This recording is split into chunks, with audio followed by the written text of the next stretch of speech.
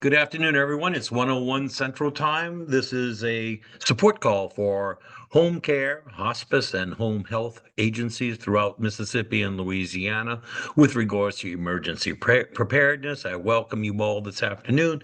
We will be focused in on Region 5, especially in light of the weather system that seems to be moving across the Gulf of Mexico right now. It appears that it's not going to be as severe as we were thinking it was going to be, but you never know with Mother Nature. Um, Look at what happened in Kerrville, Texas over the weekend, and I just heard on the radio that over 3,000 flash flood alerts have been issued this year alone in the United States. 3,000. Then we have some crazy weather going on, and so we don't want to take any precautions. I'm hoping that hospices throughout along the Gulf Coast of Mississippi and Louisiana that you've implemented your emergency plans at this point and making sure that you know where your patients are, where your staff is, that you have current contact information for everyone. This system looks like it's going to brush past the boot of Louisiana and probably end up somewhere between Lafayette and Lake Charles at some point later tomorrow and Friday. I just got an alert saying that we're here in New Orleans, we're in a flash flood alert between now and Saturday. This is gonna take a while for it to brush through. So I'm really happy that we're going to be looking at Region 5, which is Beauregard, Allen, Calcasieu, Jeff Davis, and Cameron parishes, because you may be in the center of whatever this is that's going to eventually get into come ashore. Um, just to remind everyone that this was the prediction from the University of Colorado, and I want to remind everyone their predictions have been pretty good. Um, they predicted that Louisiana would have a 74% chance of receiving some sort of tropical system this hurricane season, with a 46% chance that it would be a major hurricane. Mississippi, there's a 62% chance that they would have some sort of tropical system coming through the state, with a 35% chance that it would be a major hurricane. They are predicting four major hurricanes this season. We haven't seen any of those major hurricanes yet develop, but we're still young in the season, relatively speaking. The peak of the season actually starts up like the middle of August through the middle of September.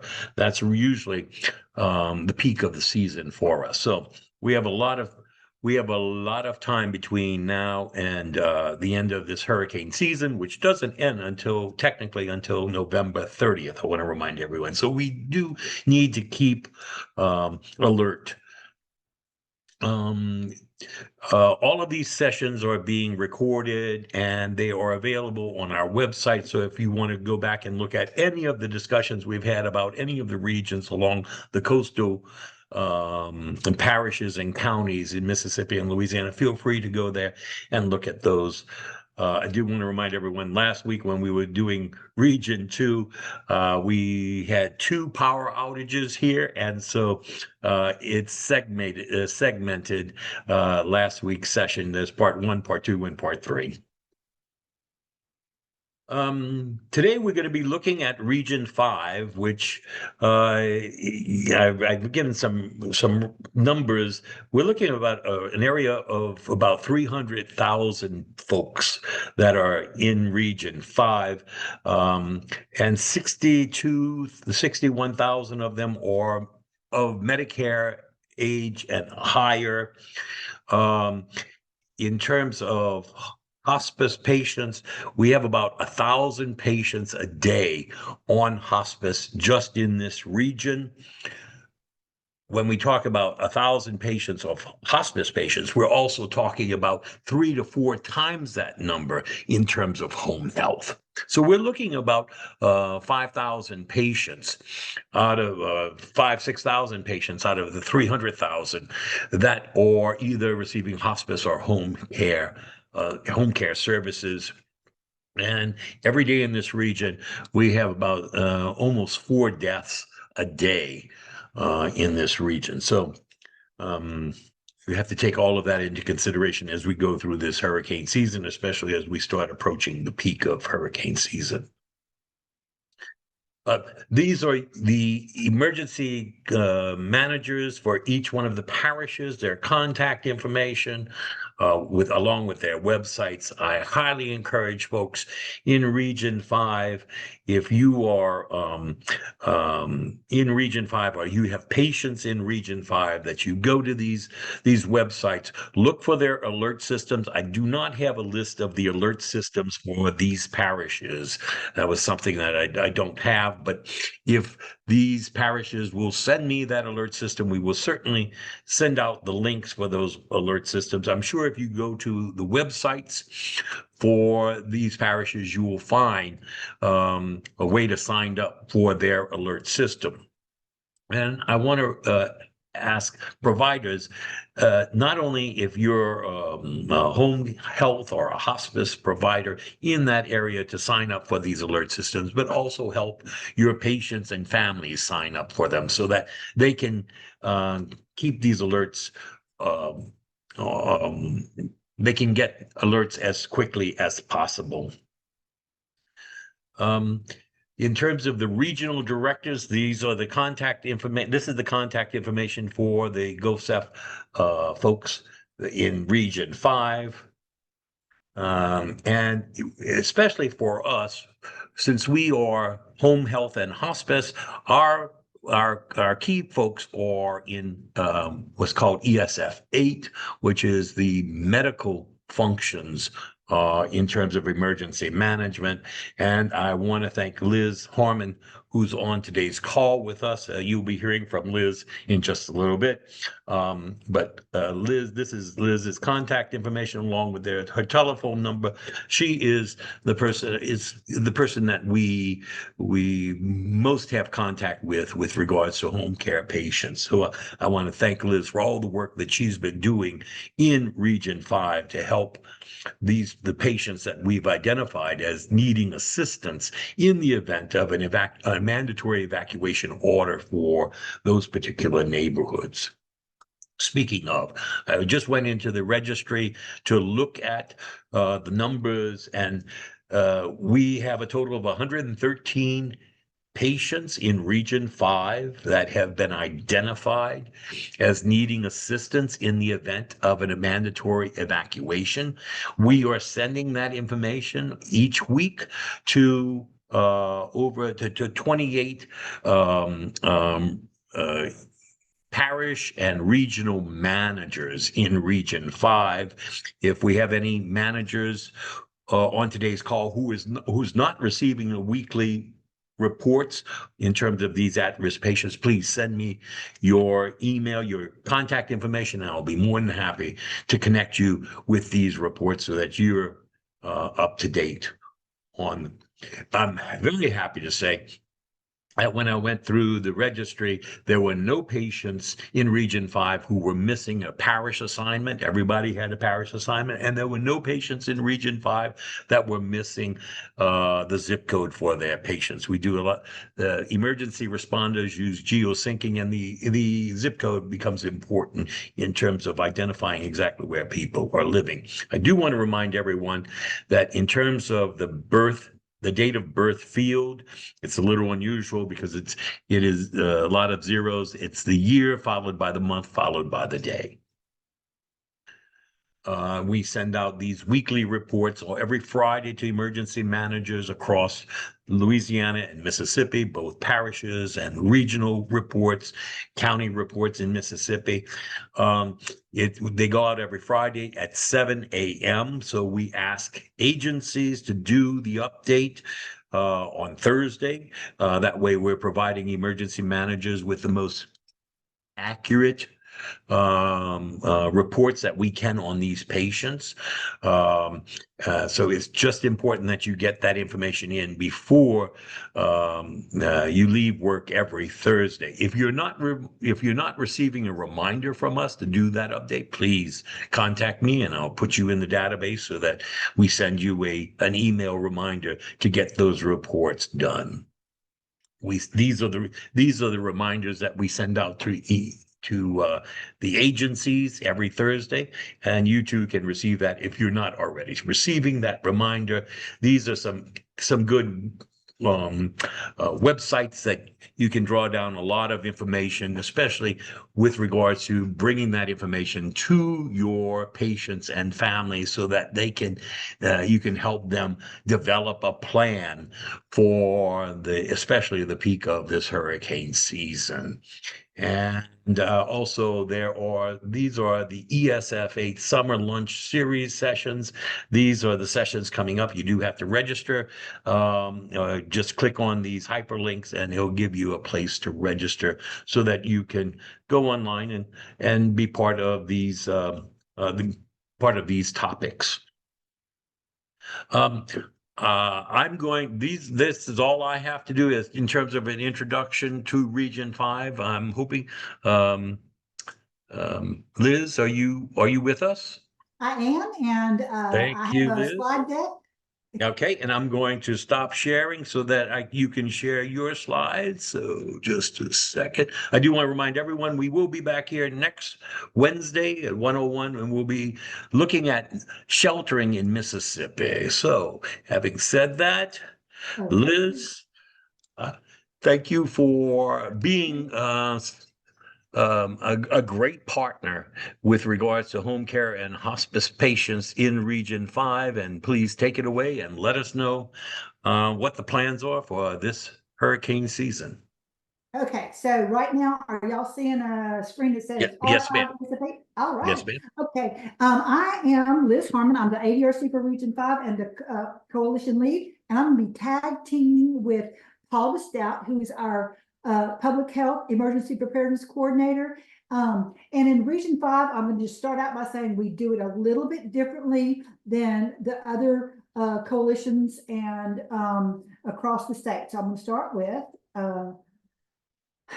now, this is pretty consistent across the state. We start with the state as the lead, and our medical EOC is what we do here. With our hospital DRC, our public health emergency preparedness coordinator, and our EMS DRCs are our backbone, and we work together in any event. And we support our hospitals and our EMS providers and our nursing homes. And anytime there's an event, we're going to pull together, whether it's virtual or sitting in an emergency operations center. And so that's how we work as a team. And we're going to support all of our parishes. And Paul, you want to kind of share about in an mandatory evacuation situation?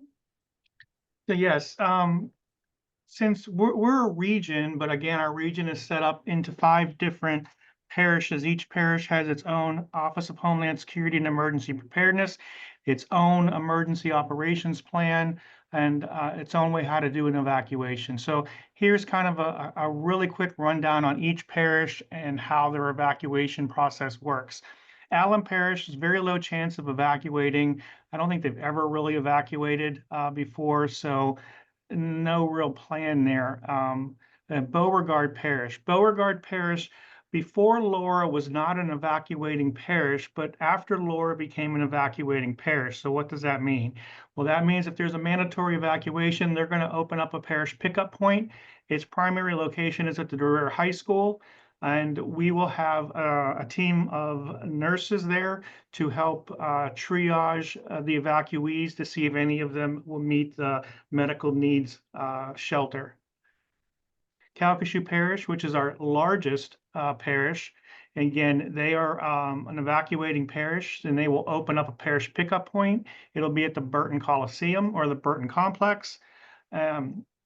And again, we will have a team of nurses down there doing our medical needs shelter triage.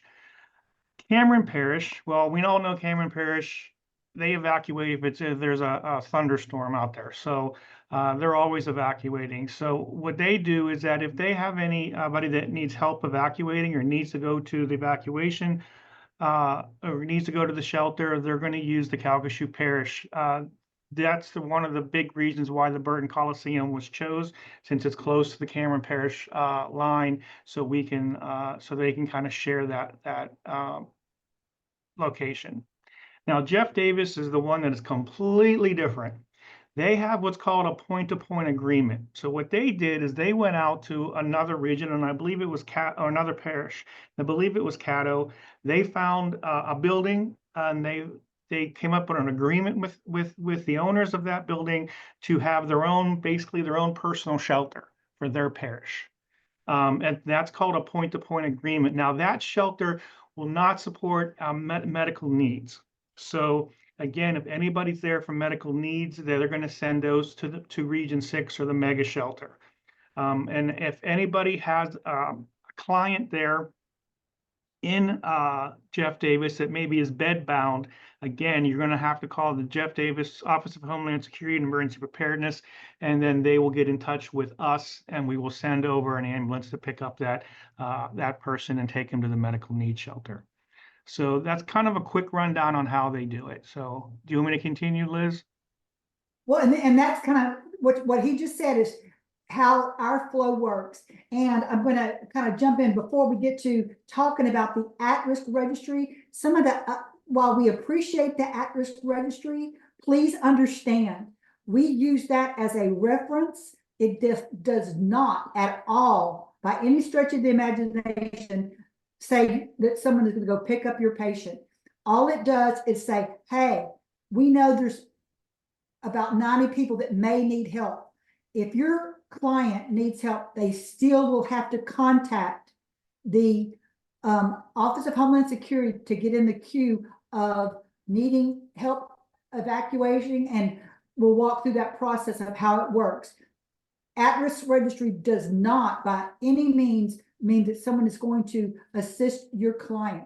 Please make sure they understand that and don't communicate that that is offering an immediate solution. So Paul, you want to go ahead and walk through this? So again, anybody that knows NIMS and ICS all knows that all events start at the local level. So the parishes are the ones that are in charge of the response for their parish. We are not. We are a regional medical EOC. Thus, we're serving all 5 of our parishes, and we're going to do what they ask us to do. So kind of understand that. And that's the big reason why you need you to call the parish Office of Homeland Security and Emergency Preparedness and not call us directly without notifying them. So, because if we start moving people around, we start doing things, and then somebody else calls them, and it can get really confusing really quick if we start skipping things. So again, having everything, all communications running through the OEPs is really essential to make this work properly. So once you get on the phone with them and tell them what you need, they're going to transfer you to us, to the medical EOC. And then what we're going to do is, depending on the parish that you're in, we're going to tell you what's going on. So if you are in Beauregard Parish, or your client's in Beauregard Parish, then we're going to tell you and give you the address of the parish pickup point in Beauregard Parish. If you are in Jeff Davis Parish, then we are going to ask you if the person can self-evacuate to the mega shelter or not. And then if they can't, then we're going to make arrangements to send over either a paratransit or an ambulance to come and help them out. So again, we're going to, just because like Jeff Davis and Allen and Cameron don't technically have a parish pickup point, once you get on the phone with us, we're going to talk you through a quick triage and to make sure that they are going to be able to be admitted into the special needs shelter. And again, we're going to help determine what type of transport that is. Again, so we're gonna have a queue and of people that we need to go get. So just to kind of give you a kind of imagine this for Laura, we had a spreadsheet that was like probably about 10 to 15 pages long of people that we needed to go get. Okay, so what we're going to do is make sure you have your client's phone number so we can get a hold of them, and then so we'll give them a call and kind of manage their expectations on when their transportation is going to arrive. So any questions about how the information flow goes through the medical EOC? When we're talking about transporting to shelters, we're talking about when there's a mandatory evacuation called, right? Yeah, this whole thing started from last slide, the mandatory evacuation. So It's everything all here is about mandatory mandatory. It's evacuation. whether or not there's a mandatory evacuation.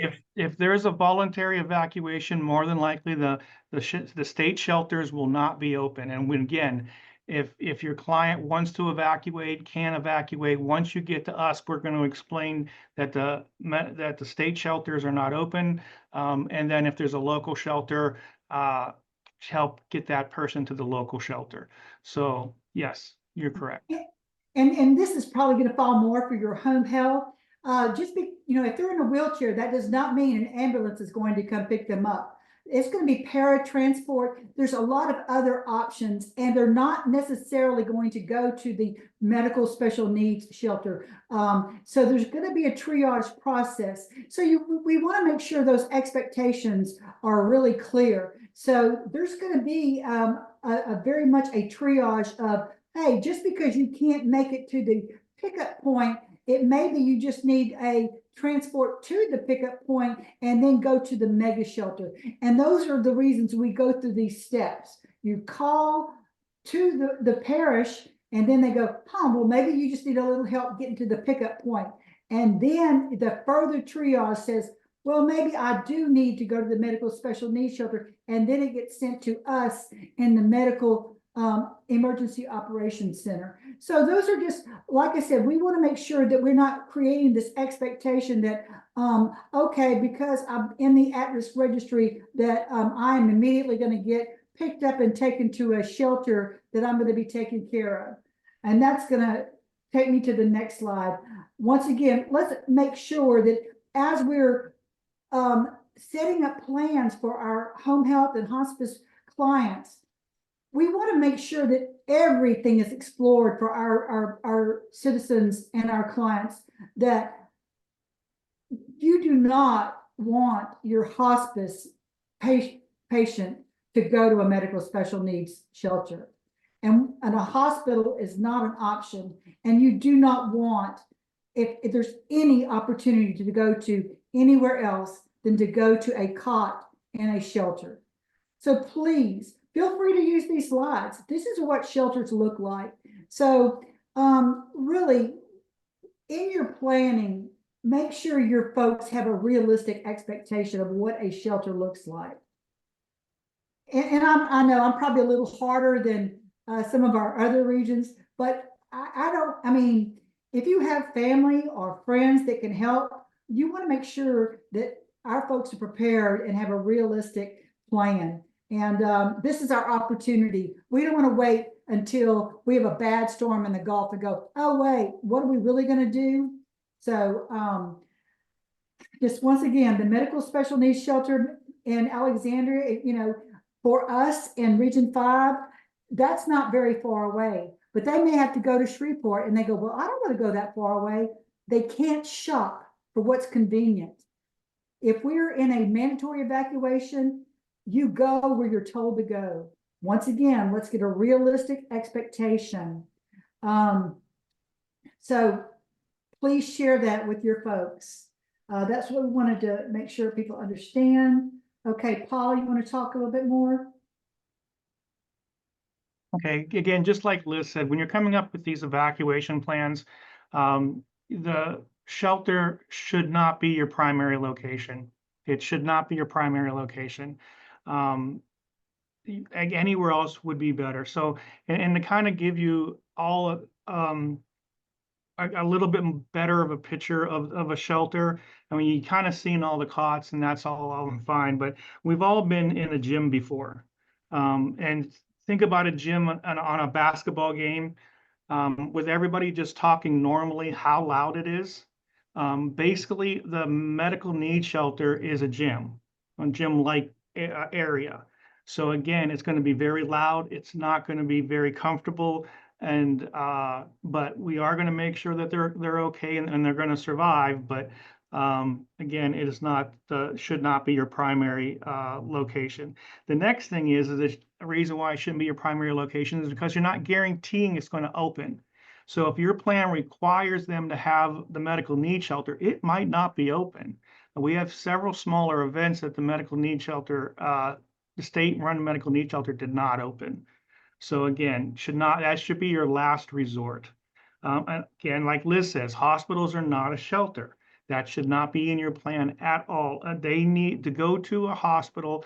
They're going to need a reason to be admitted. And it cannot be they have nowhere else to go. The hospitals are going to be decompressing. They're going to be trying to get as many people out of the hospital as they can. They're not going to just put somebody in the hospital. So you're going to waste a lot of time by sending your clients to a hospital that do not need to be in a hospital. So let's talk about if your plan fails. All the best plans in the world fail, and we all know that. So if your plan fails and you call the parish OEP for assistance, they're going to transfer you to us, just like we said. Now, here's a couple things that are going to help us and help you out. First off is have a detailed description of the problem. What is the problem? Okay. So basically, what was the plan and what failed? So the plan is that his son was going to come in from Houston to come pick up dad and take him back to his house. But with the traffic and everything, he's not going to be able to get here in enough time. So we're going to need to get him out of here. So, and his son has plans on picking him up at the mega shelter. So we have transportation problems. Okay. Then what we're going to do is we're going to ask you, what have you done to attempt to fix this before calling? So what I'm saying is that just because something failed doesn't automatically mean, hey, we're going to call the medical EOC and then they're going to fix my problem for us. Okay. We want you to try to go through that problem. And again, don't be upset with us if we're like, hey, here's a couple ideas to try. If that doesn't work, then call us back. Okay. So, because depending on the list and depending on what time you call is going to determine if we're going to be able to pick them up or not. So again, we want you to try to solve the problem on your own. And that way, and another reason is that if you've already attempted to do something, we don't want to waste our time trying to do the same thing. Again, and here's the very last one. Do not wait until the last minute. Okay. Do not wait until the last minute. Do not be afraid to call us to say, hey, I have a problem with Miss Smith. Here's the problem. We're trying to work through it. But again, we're not sure if we're going to be able to do it. Giving us a heads up too is going to help us along. So we're going to mark that person down as possible. And then we're probably going to call you back before everything shuts down to make sure we know where Mrs. Smith's at. So again, do not be afraid to give us a call. Now, here's the last thing. Depending on the storm and how much time we have. So let's say we have a good 5 days. Okay. What we're probably going to do, what we will do, is we're going to have that at-risk registry, and I'm going to have the public health emergency response nurse, Jen Eagleson, and she's going to be calling your agencies to saying, hey, I see that Miss Smith's on the at-risk registry. Do you foresee any problems if we evacuate? So that way we can kind of get a good number for our planning purposes. So again, that will happen if we have time for it to happen. But if we're looking at a short span, we're not going to have time to do that. So don't, if you hear from us, we have time to make those phone calls. Any questions on that? Yeah, I want to just say we've been seeing a lot of rapid intensification, and so we lose time when these storms tend to blow up like that very quickly. This week being an example of this storm just coming out of, the Atlantic, crossing Florida, and now moving in. There's not a whole lot of time there. I do want to remind all the providers, every visit that you make with your patients and families is an opportunity for you to check on that plan, the emergency plan for that patient and family, making sure that the plan is still workable, making sure that everyone that's connected to that plan is still in contact with the patients, especially as we go into the peak of hurricane season. I do have one question, though, for you all. Our data shows that every day in Region 5, we have about 4 deaths that are taking place, that people become, or in hospice. That's the natural progression. It's sort of routine and ordinary that we have 4 deaths each day. And I'm just wondering, is there any consideration of patients that are actively dying, rather than sending them, if there is a mandatory evacuation, sending them to Alexandria, which is about 2.5 hours from Region 5?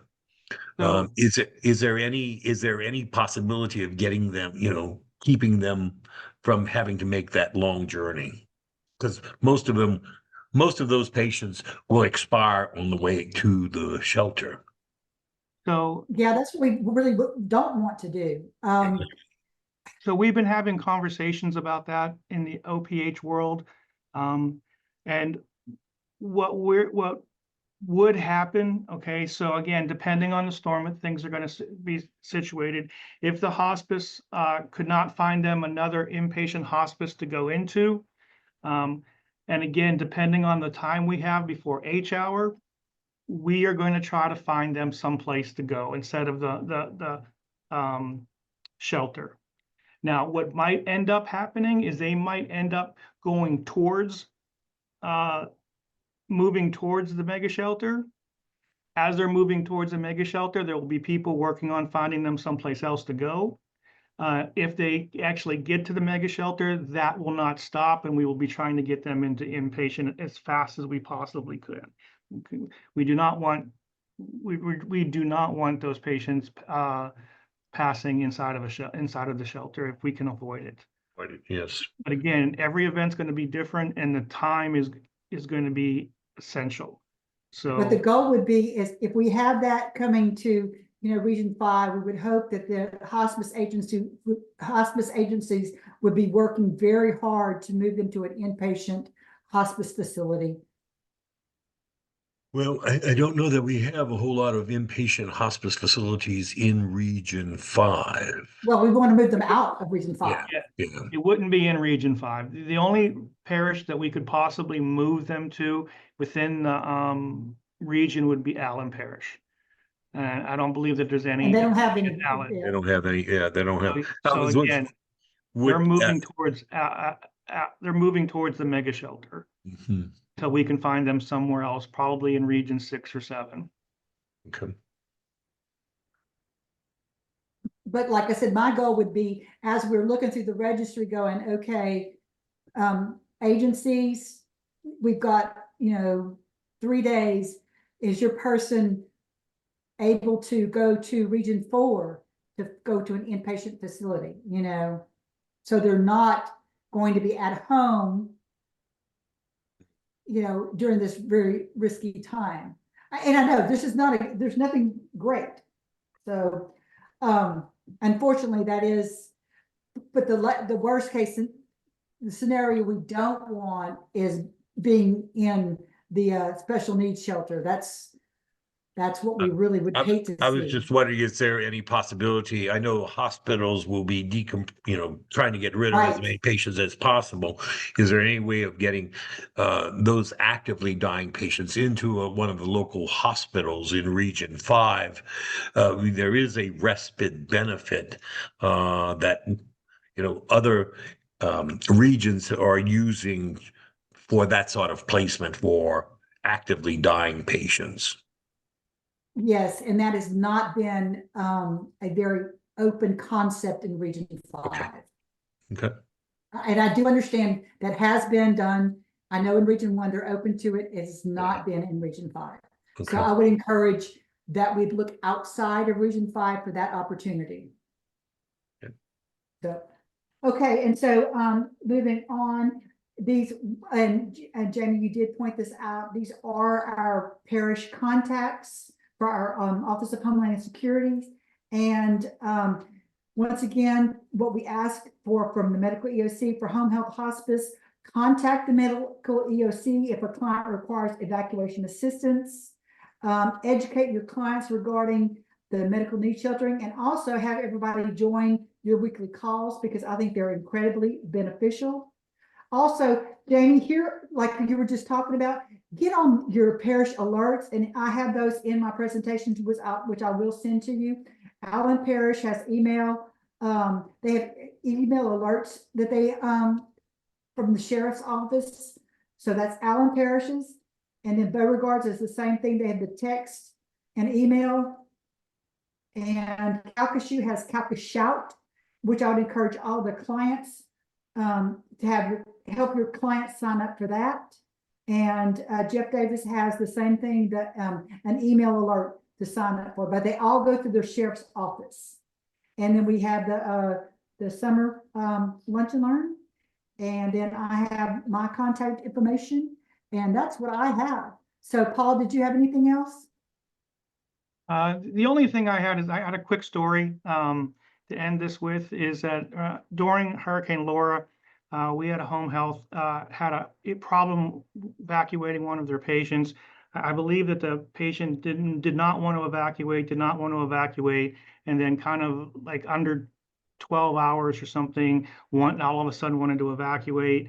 I believe it was Christia's Home Health, but I'm not 100% sure.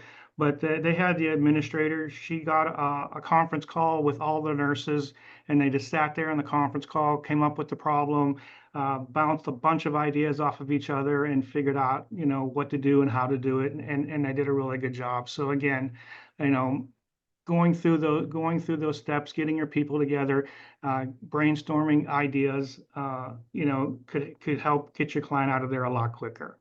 So again, to just making sure that you do that. We've also had the situation where, they've started evacuations a couple of days before landfall, and they've gone to pick up patients, and the patient says, "Oh no, I don't want to go right now." Well, if Yes. you're relying upon the parish or the region to move, your patients need to know that they need to go when the resources are available for them to move. They can't say, "Oh, it's too early for me to go to a shelter." This is going to be done on the parish or the region's time, not on your patient's time. And that's why it's so important that home health and hospice agencies work with their patients and families to come up with alternatives to relying on the parish or the region for transportation of patients to one of the either the special needs shelter or just a general shelter. Do we have any questions from any of the participants on today's call on anything that you've heard? Any home health or hospice agencies have questions on anything that you've heard today? But Jamie, thank you. This is Liz again. This is a great point. We've had people kind of shopping like, well, I need some place to go, but is this going to be my best opportunity? That's not the way it works. If you need to go to a shelter, this is it. There's not gonna be, oh, can you put me in a hotel? When we were in COVID and we had evacuations, there was a lot of what we called shopping for beds. Can I go to this hospital? Unfortunately, those days that's not going to happen again. So it's a shelter, and that's really the option. So please, once again, let's don't create expectations that are not realistic. So that's kind of the end of my spiel. So thank you. I point out in that consent form that patients sign to put their names into this at-risk registry, the last the last sentence of the very first paragraph said, this does not guarantee anyone transportation in an actual emergency. This is being used so that emergency managers can plan for the future. And it doesn't do any good to start throwing the names and addresses of patients into the registry as a storm's approaching. Those patients need to be identified now, so that emergency managers across the region and in parishes know who those patients are so that they can plan accordingly. Like I said, right now, emergency managers in Region 5 know of 113 patients that are either living alone without a caregiver, or the caregiver they have is mentally or physically incapable of carrying through on that evacuation order, and they don't have a better plan, or they don't have the financial means to evacuate, or they're identifying as, just being plain stubborn, refusing to evacuate. And if they're refusing to evacuate, they and then they change their mind at the last minute, that's not going to work either. So agencies, you have a responsibility to make this an ongoing conversation with your patients and your families, especially as we approach the peak of hurricane season, and the season starts acting up even more so. Questions, comments, thoughts from the agencies?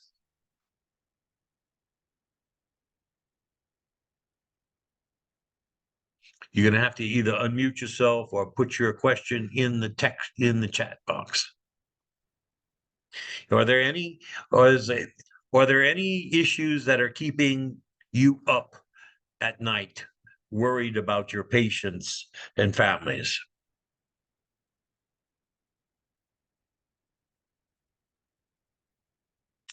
We don't have a designated regional coordinator in Region 5. And if someone on today's call in Region 5 would like to serve that capacity to sort of be the go-between between home health and hospice agencies and Liz in terms of helping to resolve these questions, please let me know. Send me your contact information, and we're going to put you in touch with the folks in Region 5 so that you can get involved in this conversation. So we are looking for what we call DRCs for Region 5. We have them for all of the other coastal regions, but not one for Region 5 yet. I will be there. This session is being recorded. It will be posted on our website. I will be taking all of the slides. Liz, if you will send me your slides, I will take those slides. We'll turn them into a PDF. They'll all have hyperlinks. All of the hyperlinks will be active so that folks can go through this and share this information with everyone on your in your team, your hospice and your home health teams. They all need to know this conversation that we've been having today, so that your patients are fully aware of the reality for emergency preparedness in Region 5. Okay. Any other questions or thoughts, comments before we close out today's session?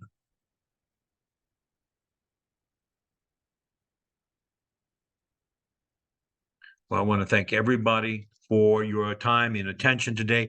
Like I said, I will be converting this into a PDF and putting it in the calendar invite for next week's session, so you'll be able to see it, get it there, draw it down. Thanks everybody for your time, for your service in your communities, and please, let's stay safe this hurricane season. Thank you. Thank you, Jamie. Thank you.